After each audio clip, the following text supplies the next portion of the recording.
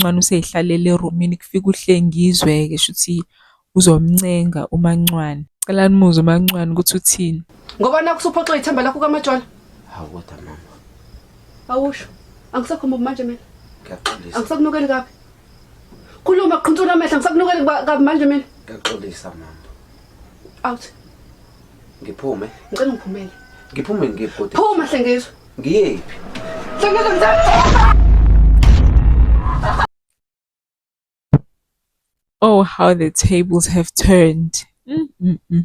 Yakhumbula phela laphaya part 2 kwakuyena wayethela uMancwane ngamanzi. Naye sekuMancwane kothela yena amanzi. Isondo liyajika, shem liyajika baba. Amabovu-ke lapha ahleli-ke bafonele uMakalindiwe bamtshela ukuthi fanele eze laphaya khona kuzokhulunywa ngale ndaba le yebhantshi. Yeah, which kuzokhulunywa le ndaba le yebhantshi lenganeke. Sekuyingakusasa-ke asibone esefikile uMakalindiwe. uMakalindiwe kuthiwa uMachoncho isibongo sakhe.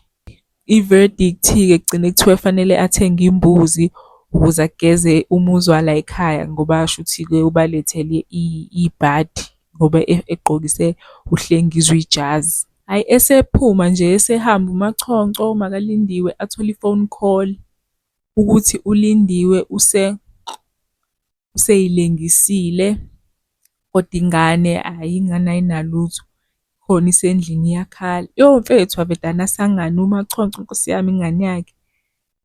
Esegijima-ke ethi uzama ukuthola amatekisi khona nje ezophuthuma aphindele endlini ngoba shuthi nje ayikushubile shame. Ayi shame wazandisa iy'ndleko uLindiwe. Hayibo. Bese sikephi isidingo sokuyibulala ngoba phela sekudecidiwe ukuthi bazokhokha bazohlawula ngaleyo mbuzi leyo. Uncisha ingane yakho umama nje. Ngoba phela besingasekho isidingo salokho sokuthi ayibulale.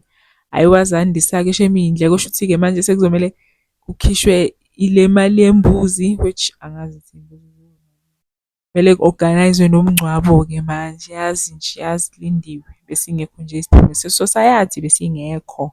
Bese siyabona futhi amabovu ahleli laphaya babiza uHlengizwe bathi bafuna ukukhuluma naye. Cela nibeze ukuthi bathini. Kufanele angene uMacele.